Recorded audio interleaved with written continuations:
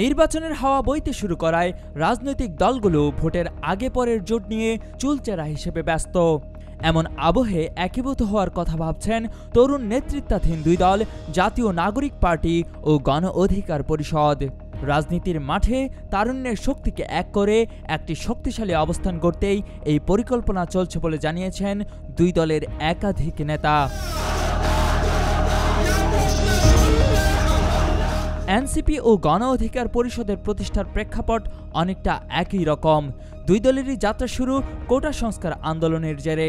আবার এনসিপির শীর্ষ পর্যায়ের অনেক নেতারই আন্দোলন কর্মসূচিতে হাতেখড়ি হয়েছিল নুরুল হক নূরের নেতৃত্বাধীন ছাত্র অধিকার সংরক্ষণ পরিষদ থেকে। সেই হিসেবে নুরুল হক নূরকে এনসিপির অনেক নেতার রাজনৈতিক গুরু বলে থাকেন কেউ কেউ। গণ অধিকার পরিষদ গত বছর নির্বাচন কমিশনের নিবন্ধন পেলেও এনসিপি এখনো তা পায়নি। সম্প্রতি আইনশৃঙ্খলা রক্ষাকারী বাহিনীর অ্যাকশনে আহত গণ অধিকার পরিষদের সভাপতি নূরকে দেখতে হাসপাতালে যান নাহিদ ইসলাম সহ এনসিপির শীর্ষ কয়েকজন নেতা। সেই সময় দুই দলের নেতাদের মধ্যে একীভূত হওয়া নিয়ে আলোচনা হয়। এনসিপির সদস্য সচিব আখতার হোসেন এবং গণ অধিকার পরিষদের মুখপাত্র ও জ্যেষ্ঠ সহসভাপতি ফারুক হাসানকে প্রশ্ন করা হলে তারা সরাসরি বিষয়টি নিশ্চিত করেননি। তবে আখতার হোসেন মধ্যপন্থীদের সঙ্গে হাত মেলানোকে ইতিবাচক হিসেবে দেখার কথা বলেছেন। অন্যদিকে ফারুক হাসান তারুণ্যের শক্তিগুলোকে এক হওয়ার ব্যাপারে সচেষ্ট থাকার কথা জানিয়েছেন। দুই দলের একাধিক নেতা বলেছেন একীভূত দলের নাম হবে এনসিপি।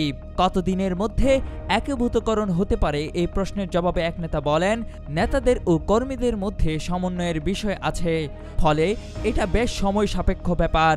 তবে নির্বাচনের তফসিলের আগেই এর সমাধান হবে বলে জানিয়েছেন এনসিপির আরেক নেতা। তিনি বলেন, সম্প্রতি তাদের নির্বাহী কমিটির বৈঠকে এই সংক্রান্ত একটি প্রস্তাব অনুমোদিত হয়েছে।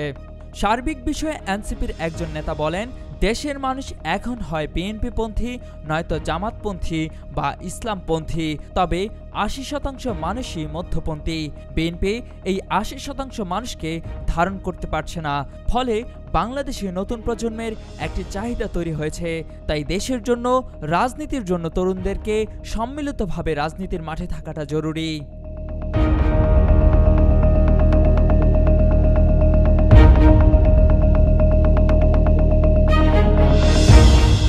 কুমিল্লার কাগজ, নিউজ ডেস্ক।